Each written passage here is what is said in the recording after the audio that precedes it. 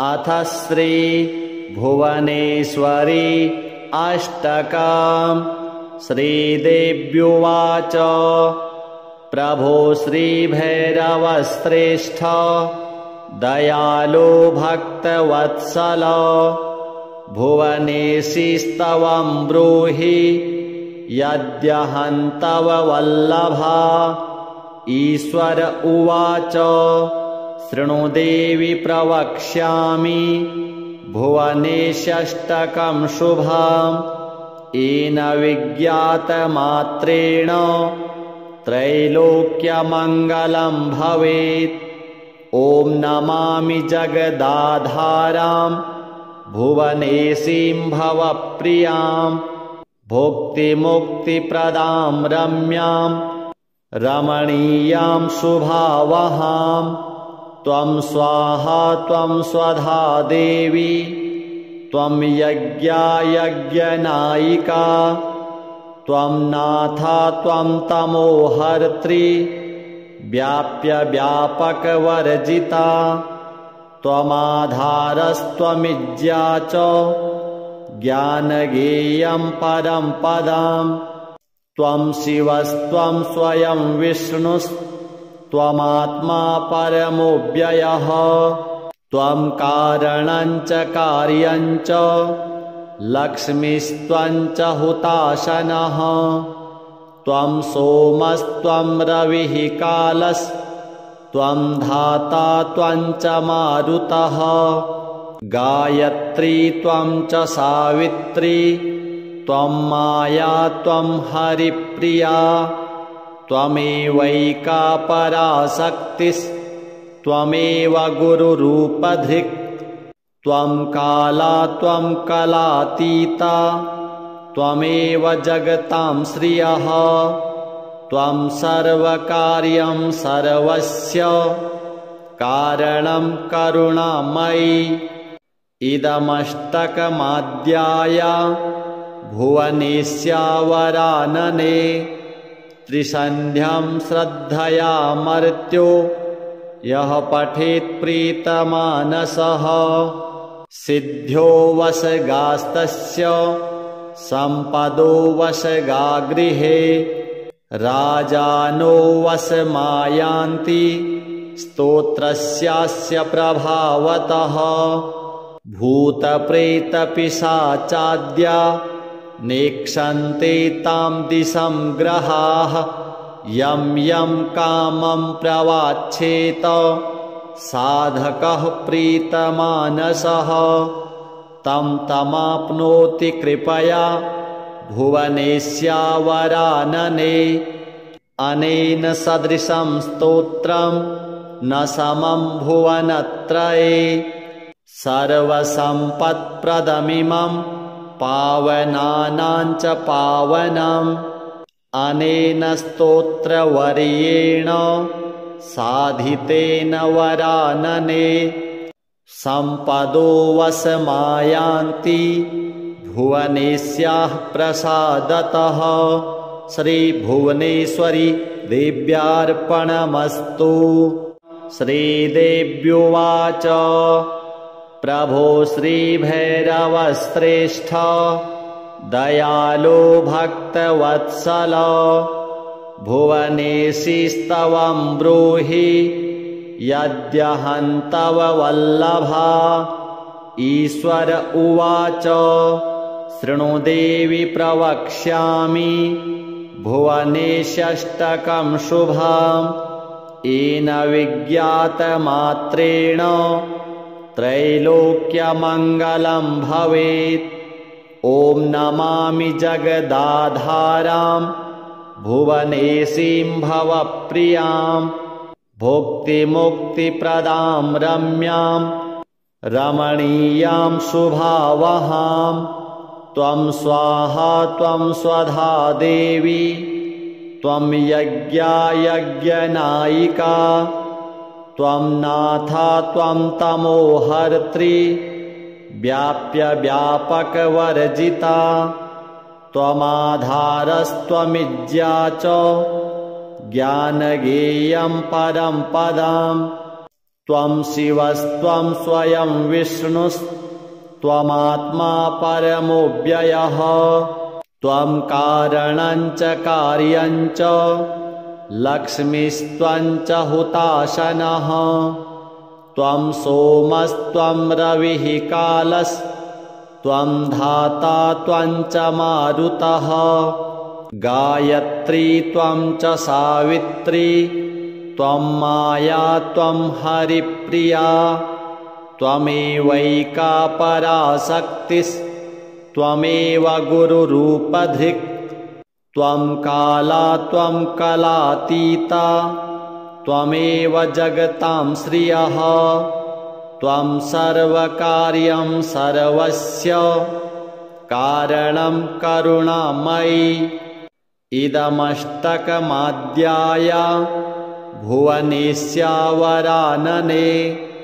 त्रिसन्ध्यं श्रद्धया मर्त्यो यः पठेत् प्रीतमानसः सिद्ध्यो वशगास्तस्य सम्पदो वशगागृहे राजानो वशमायान्ति स्तोत्रस्यास्य प्रभावतः भूतप्रेतपिशाचाद्या नेक्षन्ते तां दिशं ग्रहाः यं यं कामं प्रवाच्छेत साधकः प्रीतमानसः तं तमाप्नोति कृपया भुवनेस्यावरानने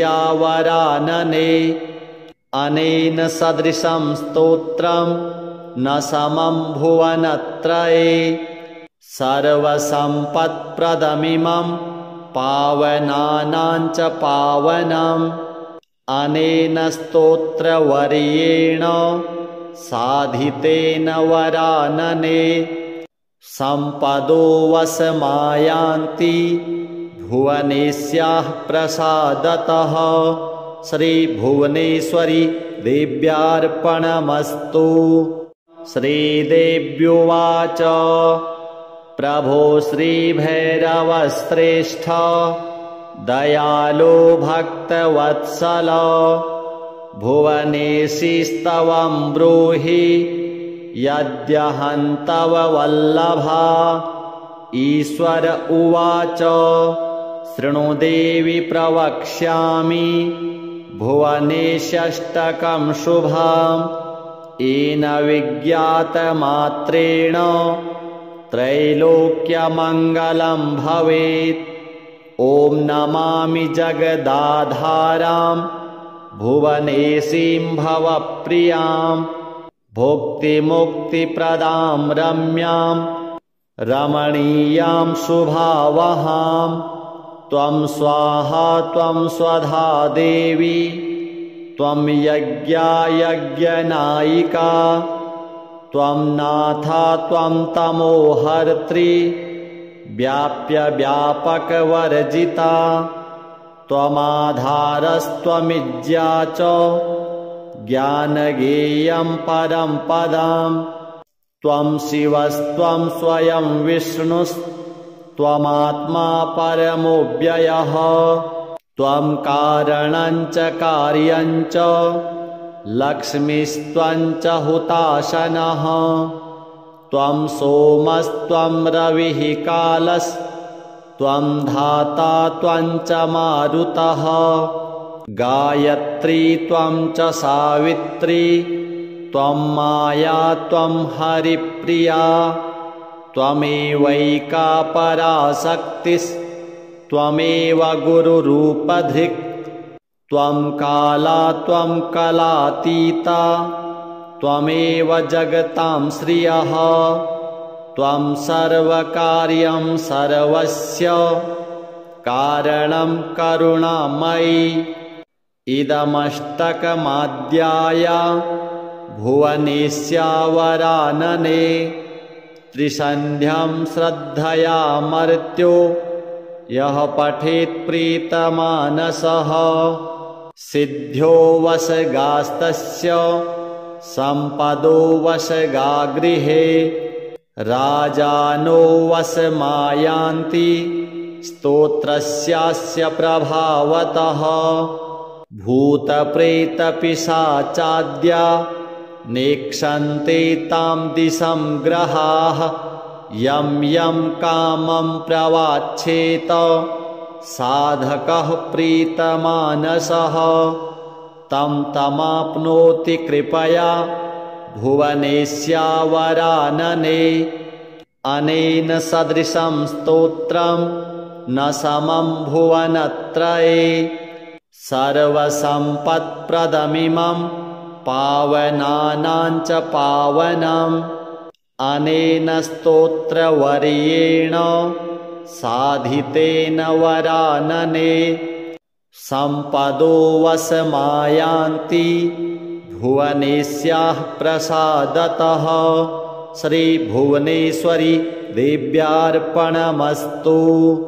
श्रीदेव्युवाच प्रभो श्रीभैरवश्रेष्ठ दयालो भक्तवत्सल भुवनेशिस्तवं ब्रूहि यद्यहं तव वल्लभा। ईश्वर उवाच शृणु देवि प्रवक्ष्यामि भुवनेशष्टकं शुभम् येन विज्ञातमात्रेण त्रैलोक्यमङ्गलं भवेत्।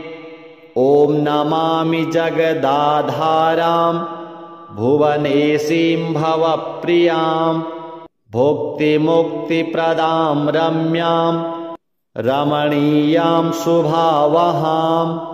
त्वं स्वाहा त्वं स्वधा देवी त्वं यज्ञायज्ञनायिका त्वं नाथा त्वं तमोहर्त्री व्याप्य व्यापकवर्जिता त्वमाधारस्त्वमिज्या च ज्ञानगेयं परं पदम्। त्वं शिवस्त्वं स्वयं विष्णुस्त्वमात्मा परमोऽव्ययः त्वं कारणं च कार्यं च लक्ष्मीस्त्वं च हुताशनः।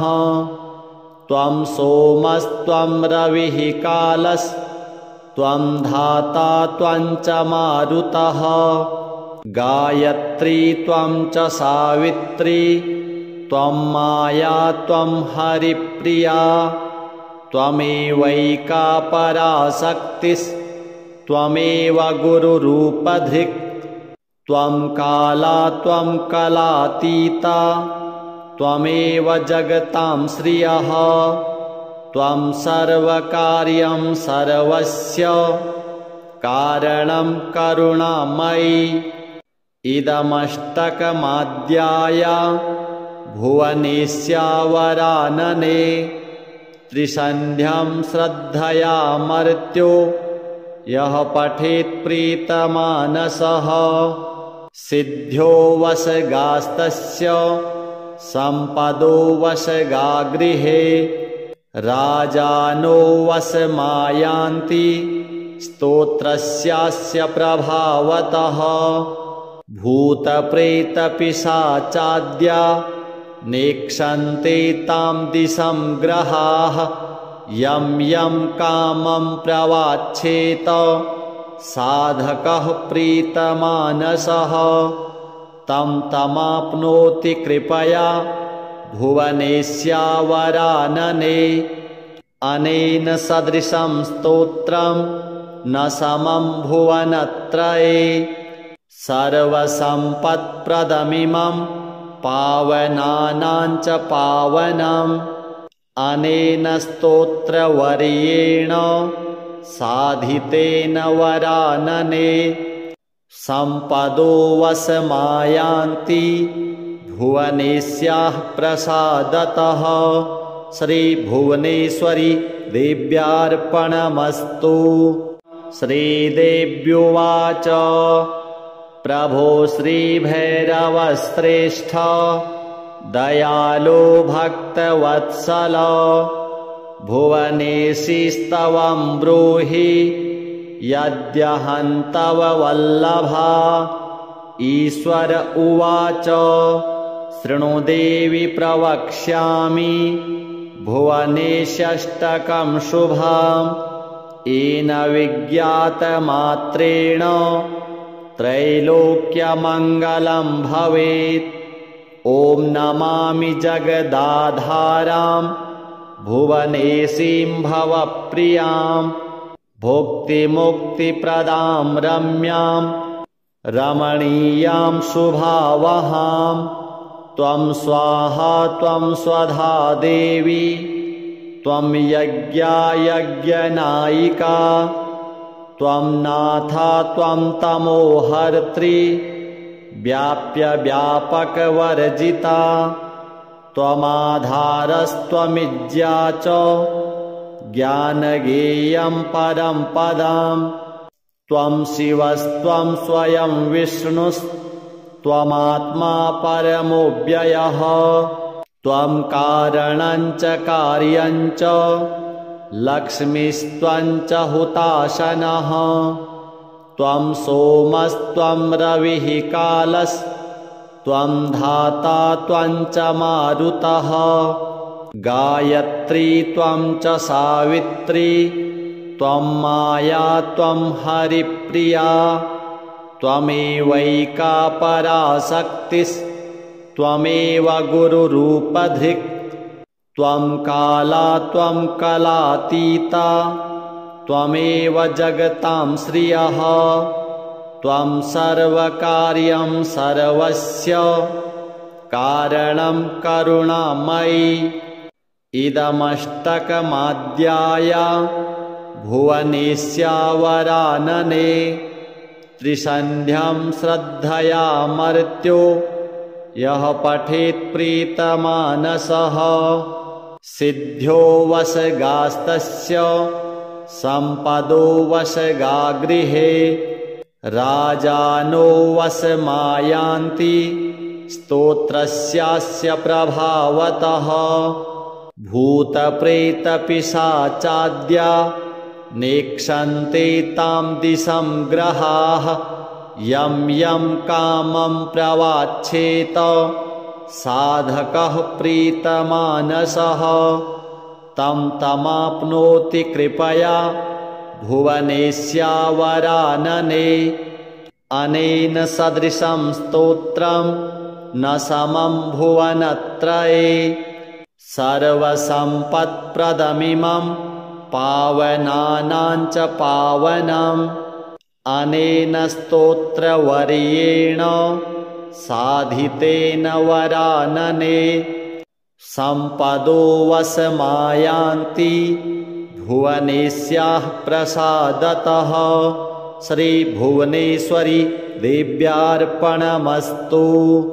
श्रीदेव्युवाच प्रभो श्रीभैरवश्रेष्ठ दयालो भक्तवत्सल भुवनेशिस्तवं ब्रूहि यद्यहं तव वल्लभा।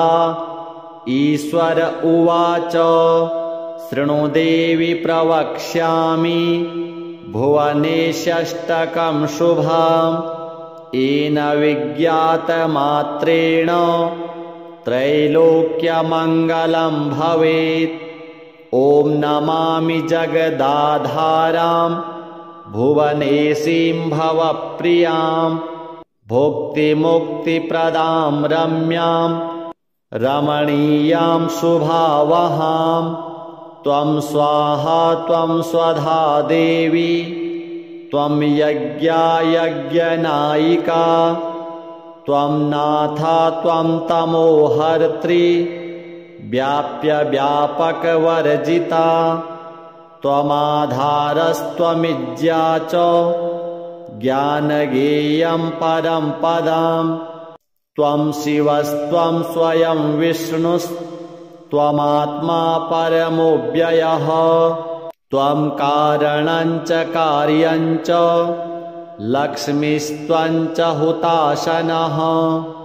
त्वं सोमस्त्वं रविः कालस्त्वं धाता त्वं च मारुतः गायत्री त्वं च सावित्री त्वं माया त्वं हरिप्रिया त्वमेवैका पराशक्तिस्त्वमेव त्वमेव गुरुरूपधृक् त्वं काला त्वं कलातीता त्वमेव जगतां श्रियः त्वं सर्वकार्यं सर्वस्य कारणं करुणामयि इदमष्टकमाद्याय भुवनेस्यावरानने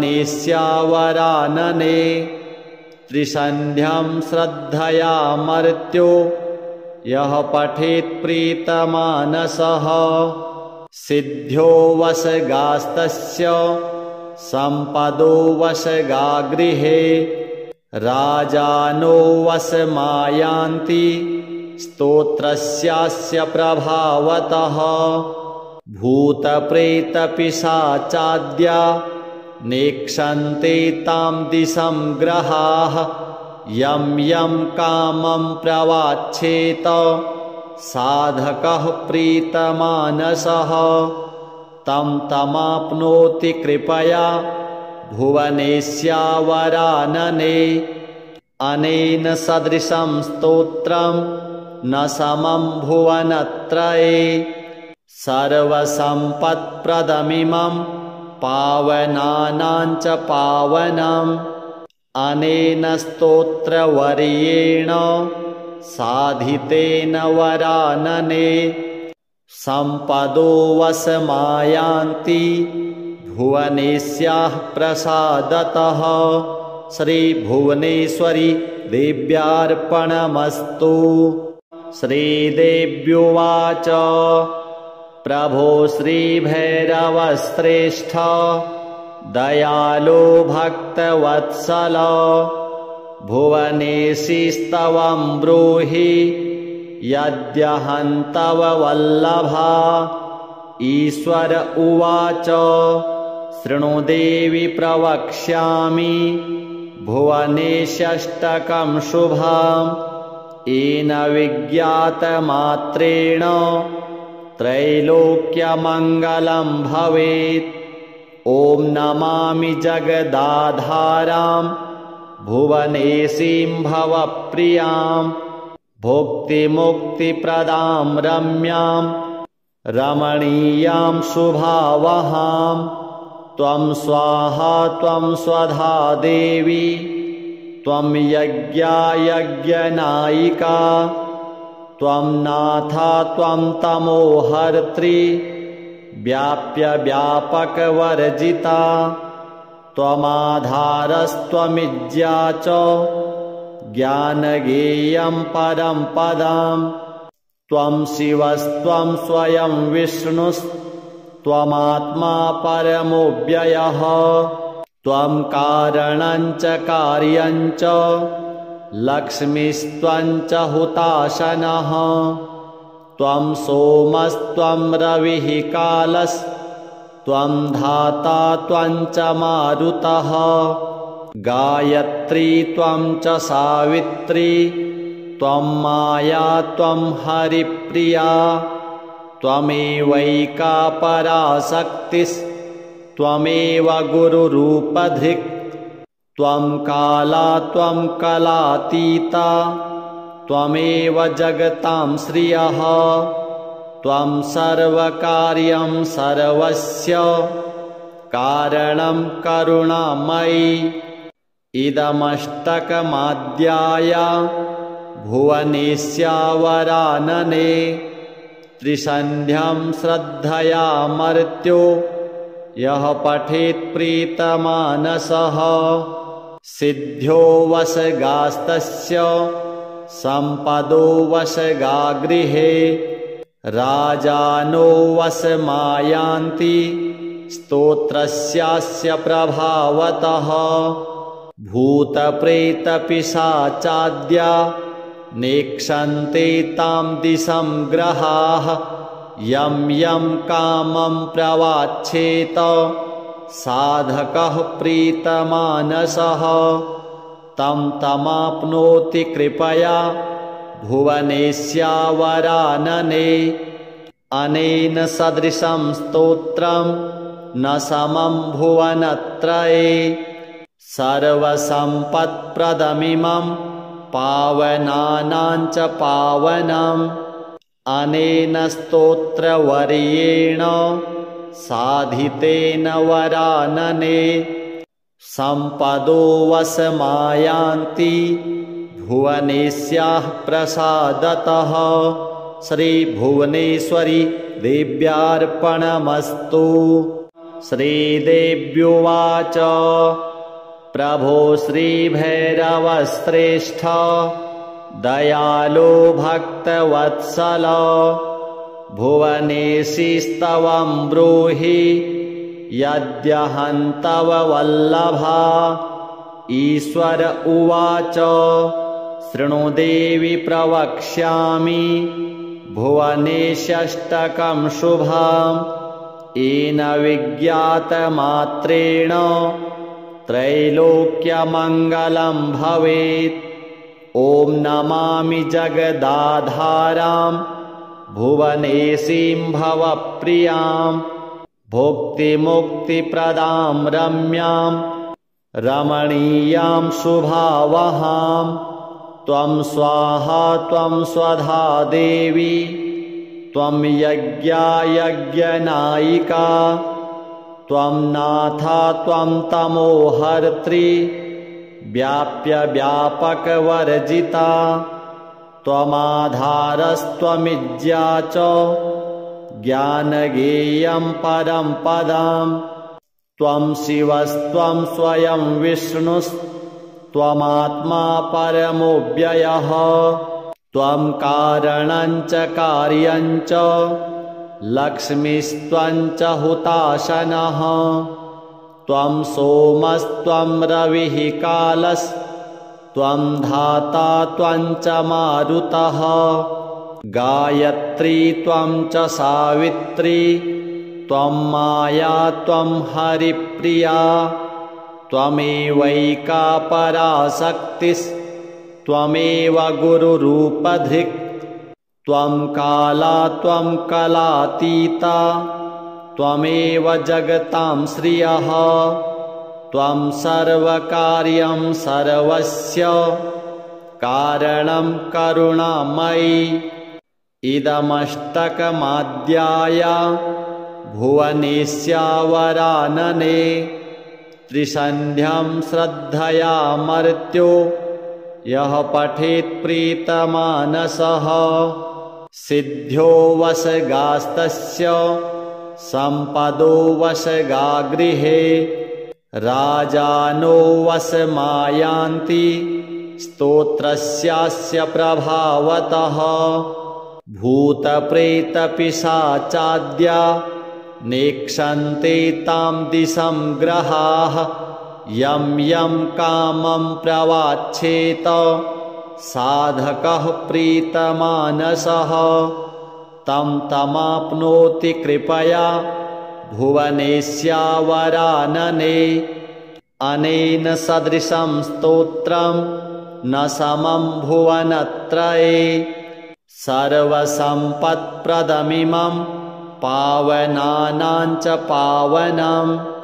अनेन स्तोत्रवर्येण साधितेन वरानने सम्पदो वशमायान्ति भुवनेस्याः प्रसादतः। श्रीभुवनेश्वरी देव्यार्पणमस्तु।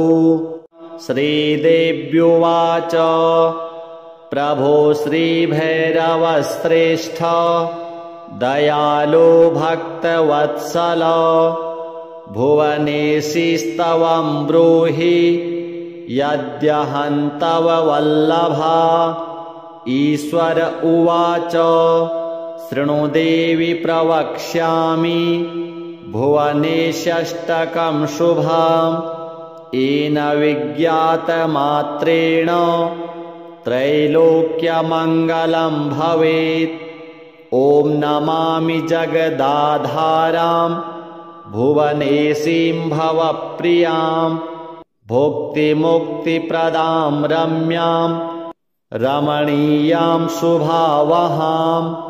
त्वं स्वाहा त्वं स्वधा देवी त्वं यज्ञा यज्ञनायिका त्वं नाथा त्वं तमोहर्त्री व्याप्य व्यापकवर्जिता त्वमाधारस्त्वमिज्या च ज्ञानगेयं परं पदम् त्वं शिवस्त्वं स्वयं विष्णुस्त्वमात्मा परमोऽव्ययः त्वं कारणं च कार्यं च लक्ष्मीस्त्वं च हुताशनः त्वं सोमस्त्वं रविः कालस्त्वं धाता त्वं च मारुतः गायत्री त्वं च सावित्री त्वं माया त्वं हरिप्रिया त्वमेवैका पराशक्तिस्त्वमेव गुरुरूपधृक् त्वं काला त्वं कलातीता त्वमेव जगतां श्रियः त्वं सर्वकार्यं सर्वस्य कारणं करुणामयी इदमष्टकमाद्याय भुवनेस्यावरानने त्रिसन्ध्यं श्रद्धया मर्त्यो यः पठेत् प्रीतमानसः सिद्ध्यो वशगास्तस्य सम्पदो वशगा गृहे राजानो वशमायान्ति स्तोत्रस्यास्य प्रभावतः भूतप्रेतपिशाचाद्या नेक्षन्ते तां दिशं ग्रहाः यं यं कामं प्रवाच्छेत साधकः प्रीतमानसः तं तमाप्नोति कृपया भुवनेस्यावरानने अनेन सदृशं स्तोत्रं न समं भुवनत्रये सर्वसम्पत्प्रदमिमं पावनानां च पावनम् अनेन स्तोत्रवर्येण साधितेन वरानने सम्पदो वशमायान्ति भुवनेस्याः प्रसादतः श्रीभुवनेश्वरी देव्यार्पणमस्तु। श्रीदेव्युवाच प्रभो श्रीभैरवश्रेष्ठ दयालो भक्तवत्सल भुवनेशिस्तवं ब्रूहि यद्यहं तव वल्लभा। ईश्वर उवाच शृणु देवि प्रवक्ष्यामि भुवनेशष्टकं शुभम् येन विज्ञातमात्रेण त्रैलोक्यमङ्गलं भवेत्। ॐ नमामि जगदाधारां भुवनेशीं भवप्रियां भुक्तिमुक्तिप्रदां रम्यां रमणीयां शुभावहां। त्वं स्वाहा त्वं स्वधा देवी त्वं यज्ञा यज्ञनायिका त्वं नाथा त्वं तमोहर्त्री व्याप्य व्यापकवर्जिता त्वमाधारस्त्वमिज्या च ज्ञानगेयं परं पदम् त्वं शिवस्त्वं स्वयं विष्णुस्त्वमात्मा परमोऽव्ययः त्वं कारणं च कार्यं च लक्ष्मीस्त्वं च हुताशनः त्वं सोमस्त्वं रविः कालस्त्वं धाता त्वं च मारुतः गायत्री त्वं च सावित्री त्वं माया त्वं हरिप्रिया त्वमेवैका पराशक्तिस्त्वमेव गुरुरूपधृक् त्वं काला त्वं कलातीता त्वमेव जगतां श्रियः त्वं सर्वकार्यं सर्वस्य कारणं करुणामयी इदमष्टकमाद्याय भुवनेस्यावरानने त्रिसन्ध्यं श्रद्धया मर्त्यो यः पठेत् प्रीतमानसः सिद्ध्यो वशगास्तस्य सम्पदो वशगागृहे राजानो वशमायान्ति स्तोत्रस्यास्य प्रभावतः भूतप्रेतपिशाचाद्या नेक्षन्ते तां दिशं ग्रहाः यं यं कामं प्रवाच्छेत साधकः प्रीतमानसः तं तमाप्नोति कृपया भुवनेस्यावरानने अनेन सदृशं स्तोत्रं न समं भुवनत्रये सर्वसम्पत्प्रदमिमं पावनानां च पावनम् अनेन स्तोत्रवर्येण साधितेन वरानने सम्पदो वशमायान्ति भुवनेस्याः प्रसादतः श्रीभुवनेश्वरी देव्यार्पणमस्तु। श्रीदेव्युवाच प्रभो श्रीभैरवश्रेष्ठ दयालो भक्तवत्सल भुवनेशिस्तवं ब्रूहि यद्यहं तव वल्लभा। ईश्वर उवाच शृणु देवि प्रवक्ष्यामि भुवनेशष्टकं शुभम् येन विज्ञातमात्रेण त्रैलोक्यमङ्गलं भवेत्।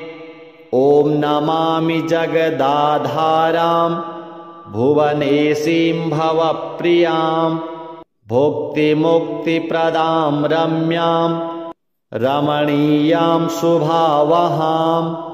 त्वं स्वाहा त्वं स्वधा देवी त्वं यज्ञा यज्ञनायिका त्वं नाथा त्वं तमोहर्त्री व्याप्य व्यापकवर्जिता त्वमाधारस्त्वमिज्या च ज्ञानगेयं परं पदम्। त्वं शिवस्त्वं स्वयं विष्णुस्त्वमात्मा परमोऽव्ययः त्वं कारणं च कार्यं च लक्ष्मीस्त्वं च हुताशनः। त्वं सोमस्त्वं रविः कालस्त्वं धाता त्वं च मारुतः गायत्री त्वं च सावित्री त्वं माया त्वं हरिप्रिया त्वमेवैका पराशक्तिस्त्वमेव गुरुरूपधृक् त्वं काला त्वं कलातीता त्वमेव जगतां श्रियः त्वं सर्वकार्यं सर्वस्य कारणं करुणामयी। इदमष्टकमाद्याय भुवनेस्यावरानने त्रिसन्ध्यं श्रद्धया मर्त्यो यः पठेत् प्रीतमानसः सिद्ध्यो वशगास्तस्य सम्पदो वशगागृहे राजानो वशमायान्ति स्तोत्रस्यास्य प्रभावतः भूतप्रेतपिशाचाद्या नेक्षन्ते तां दिशं ग्रहाः यं यं कामं प्रवाच्छेत साधकः प्रीतमानसः तं तमाप्नोति कृपया भुवनेस्यावरानने अनेन सदृशं स्तोत्रं न समं भुवनत्रये सर्वसम्पत्प्रदमिमं पावनानां च पावनम् अनेन स्तोत्रवर्येण साधितेन वरानने सम्पदो वशमायान्ति भुवनेस्याः प्रसादतः श्रीभुवनेश्वरी देव्यार्पणमस्तु।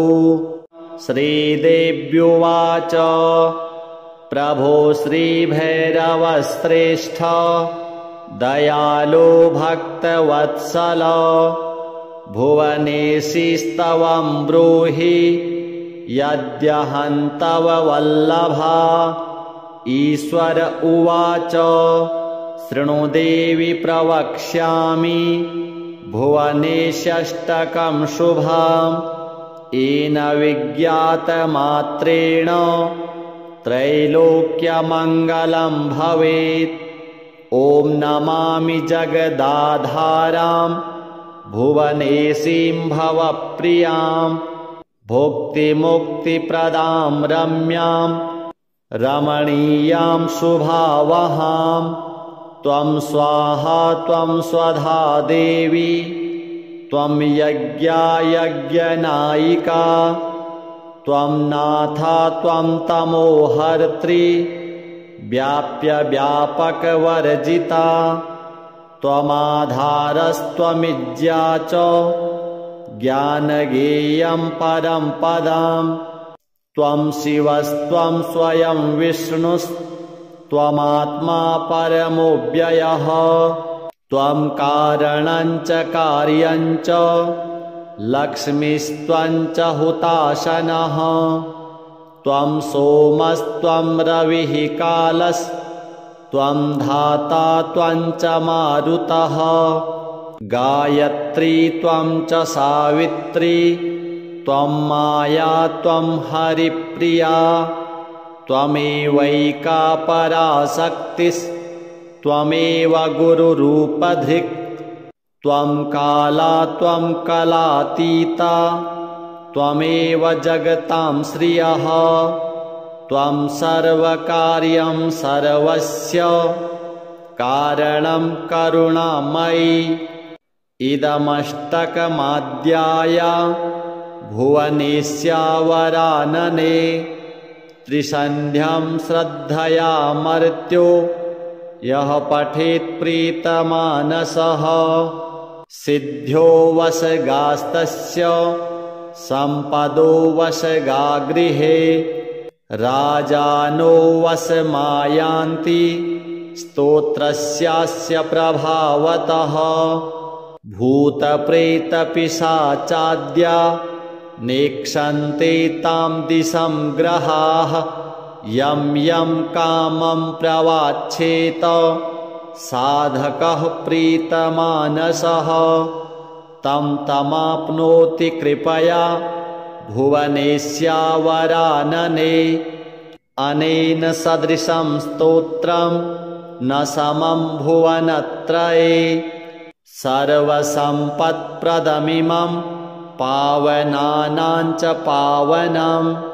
अनेन स्तोत्रवर्येण साधितेन वरानने सम्पदो वशमायान्ति भुवनेश्याः प्रसादतः।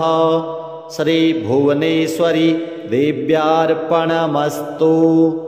श्रीदेव्युवाच प्रभो श्रीभैरवश्रेष्ठ दयालो भक्तवत्सल। भुवनेशिस्तवं ब्रूहि यद्यहं तव वल्लभा।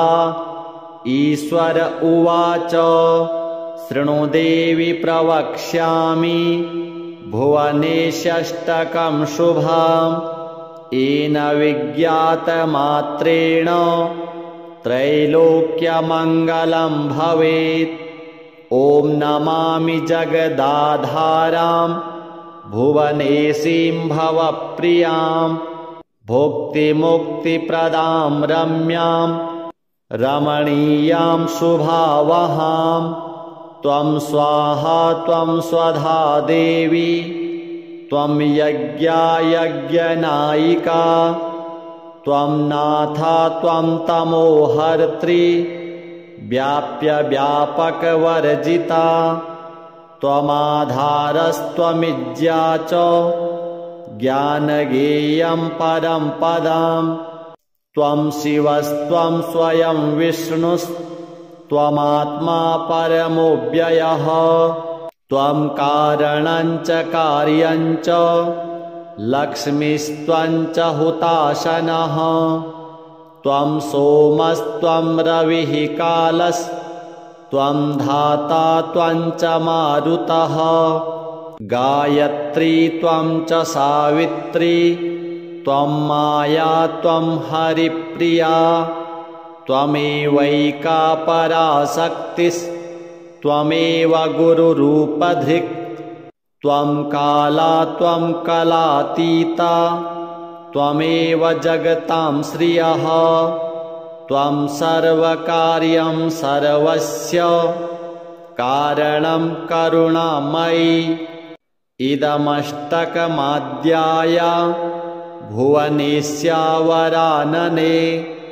त्रिसन्ध्यं श्रद्धया मर्त्यो यः पठेत् प्रीतमानसः सिद्ध्यो वशगास्तस्य सम्पदो वशगागृहे राजानो वशमायान्ति स्तोत्रस्यास्य प्रभावतः भूतप्रेतपिशाचाद्या नेक्षन्ते तां दिशं ग्रहाः यं यं कामं प्रवाच्छेत साधकः प्रीतमानसः तं तमाप्नोति कृपया भुवनेस्यावरानने अनेन सदृशं स्तोत्रं न समं भुवनत्रये सर्वसम्पत्प्रदमिमं पावनानां च पावनम् अनेन स्तोत्रवर्येण साधितेन वरानने सम्पदो वशमायान्ति भुवनेस्याः प्रसादतः श्रीभुवनेश्वरी देव्यार्पणमस्तु। श्रीदेव्युवाच प्रभो श्रीभैरवश्रेष्ठ दयालो भक्तवत्सल भुवनेशिस्तवं ब्रूहि यद्यहं तव वल्लभा। ईश्वर उवाच शृणु देवि प्रवक्ष्यामि भुवनेशष्टकं शुभम् येन विज्ञातमात्रेण त्रैलोक्यमङ्गलं भवेत्।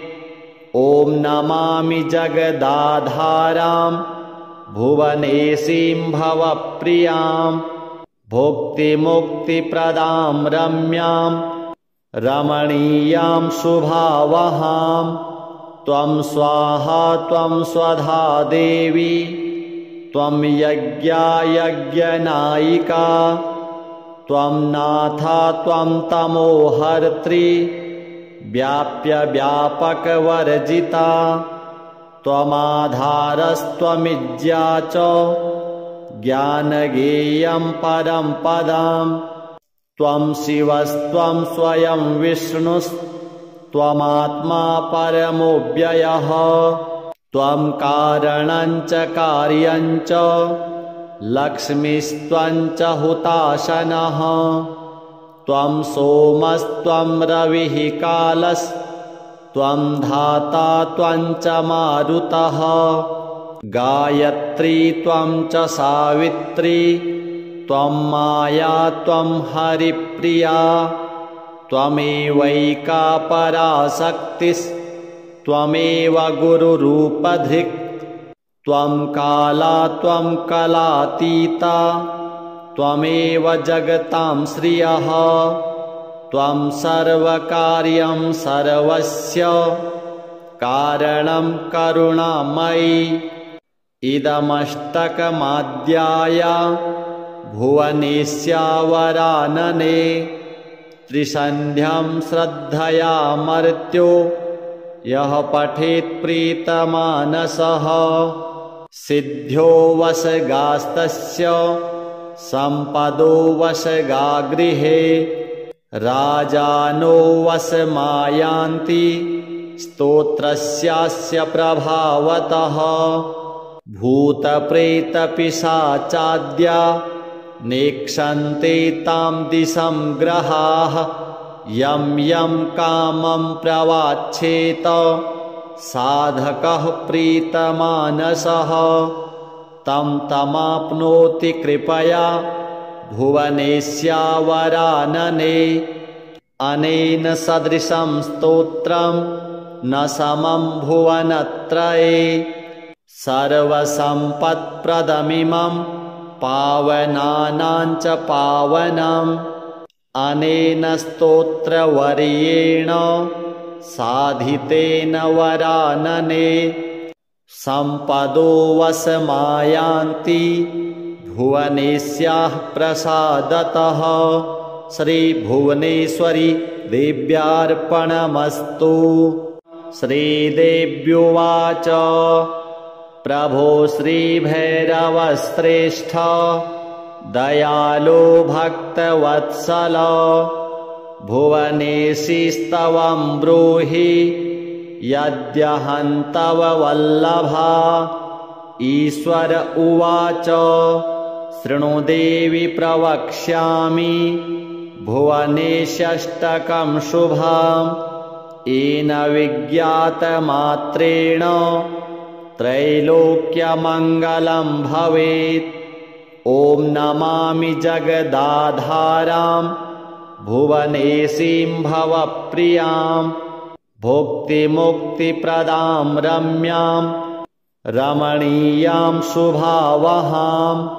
त्वं स्वाहा त्वं स्वधा देवी त्वं यज्ञा यज्ञनायिका त्वं नाथा त्वं तमोहर्त्री व्याप्य व्यापकवर्जिता त्वमाधारस्त्वमिज्या च ज्ञानगेयं परं पदं।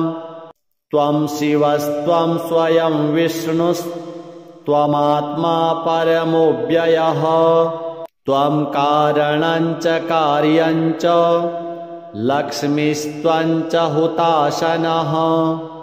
त्वं सोमस्त्वं रविः कालस्त्वं धाता त्वं च मारुतः गायत्री त्वं च सावित्री त्वं माया त्वं हरिप्रिया त्वमेवैका पराशक्तिस्त्वमेव गुरुरूपधृक् त्वं काला त्वं कलातीता त्वमेव जगतां श्रियः त्वं सर्वकार्यं सर्वस्य कारणं करुणामयी।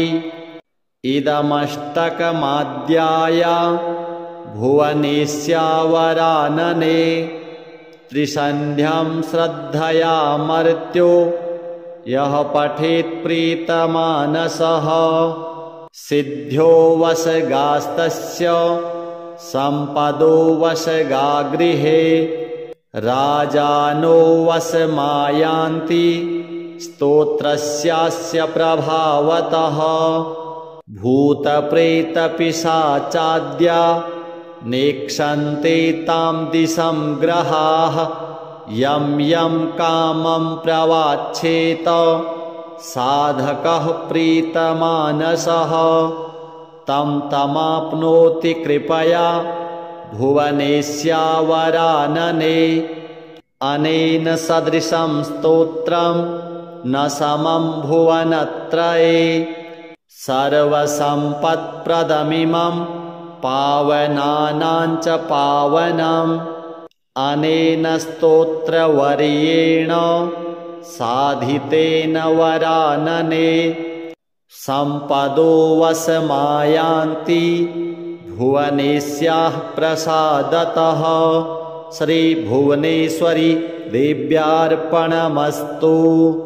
श्रीदेव्युवाच प्रभो श्रीभैरवश्रेष्ठ दयालो भक्तवत्सल भुवनेशिस्तवं ब्रूहि यद्यहं तव वल्लभा। ईश्वर उवाच शृणु देवि प्रवक्ष्यामि भुवनेशष्टकं शुभम् येन विज्ञातमात्रेण त्रैलोक्यमङ्गलं भवेत्।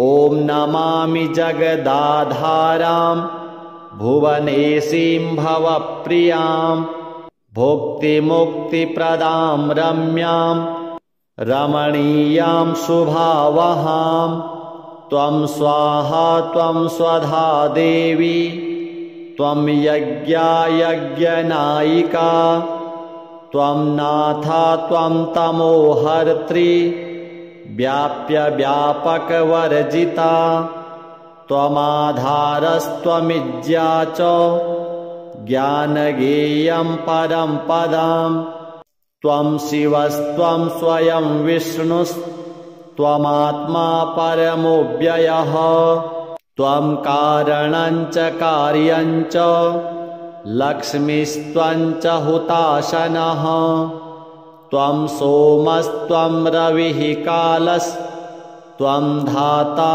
त्वं च मारुतः गायत्री त्वं च सावित्री त्वं माया त्वं हरिप्रिया त्वमेवैका पराशक्तिस्त्वमेव गुरुरूपधृक् त्वं काला त्वं कलातीता त्वमेव जगतां श्रियः त्वं सर्वकार्यं सर्वस्य कारणं करुणामयी इदमष्टकमाद्याय भुवनेस्यावरानने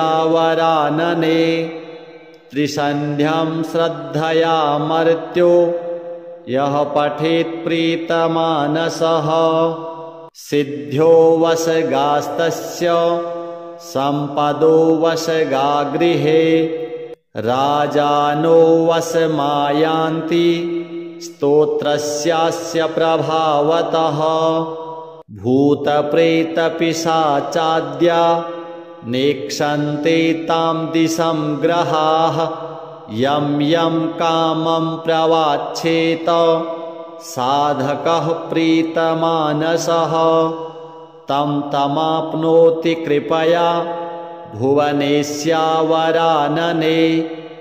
अनेन सदृशं स्तोत्रं न समं भुवनत्रये सर्वसम्पत्प्रदमिमं पावनानां च पावनम् अनेन स्तोत्रवर्येण साधितेन वरानने सम्पदो वशमायान्ति भुवनेस्याः प्रसादतः श्रीभुवनेश्वरी देव्यार्पणमस्तु।